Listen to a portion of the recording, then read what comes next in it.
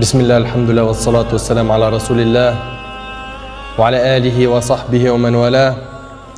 Rabbi shrah li sadri wa yassir li amri wa hlul 'uqdatan min lisani yafqahu qawli. Et j'ai envie de vous raconter une super belle histoire qui a été racontée par un de nos savants contemporains. Wallahi al-azim, qu'elle est très émouvante. C'est l'histoire d'un homme qui a dit à sa femme: et si on allait manger dans un restaurant? Elle lui répondit: non, je te propose plutôt d'aller le demander à une autre femme. Moi, je ne mange pas au resto avec toi, va manger au resto avec une autre femme. Il s'étonna, il lui dit: je t'invite à manger et tu me dis de sortir avec une autre femme? Mais comment ça? Je ne suis pas de ce genre d'homme. Et quelle femme tu parles? Et de quelle femme tu parles? Elle dit: ta mère.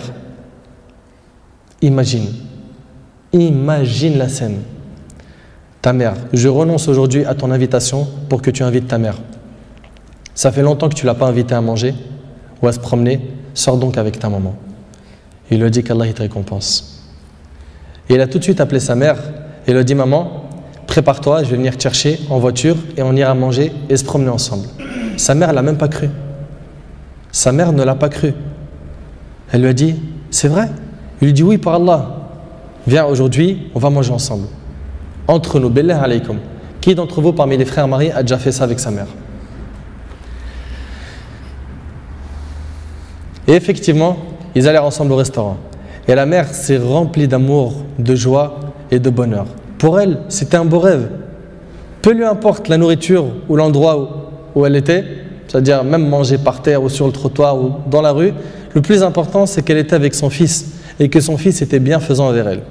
Et qu'il ne l'a pas oublié, qu'il ne l'a pas négligé en s'occupant de sa femme et de ses enfants, et elle passa un jour avec lui qui était l'un des meilleurs jours de sa vie. Elle lui dit au retour, l'homme dit à sa mère au retour: maman, t'es contente? La sortie t'a plu? Elle dit: oui, wallahi, c'était masha'Allah.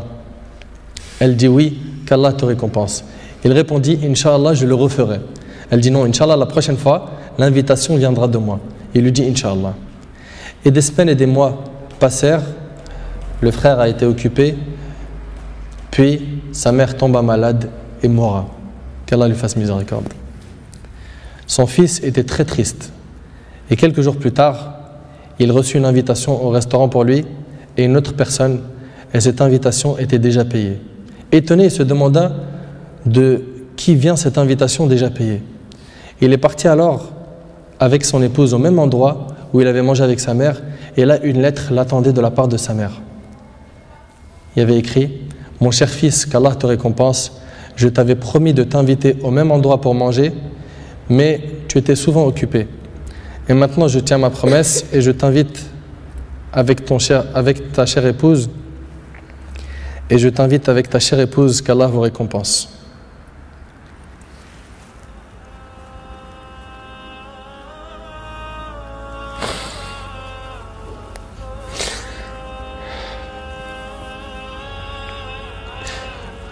Wallahi mes frères, la valeur de la mère, elle est très sacrée. Faut pas la mettre en colère. Cette histoire d'amour entre cette épouse et sa belle-mère est magnifique. J'espère que nos frères et sœurs vont tirer des leçons de ce genre d'histoire d'amour entre les épouses et les belles-mères et d'essayer de reproduire ce qui s'est reproduit dans cette histoire. C'est qu'après le décès de la mère qu'on connaît sa valeur. Votre mère, si elle a envie, profitez, embrassez-lui ses pieds. Demandez-lui pardon pour les manquements, pour les mauvais comportements. Vous récolterez le succès, Inch'Allah.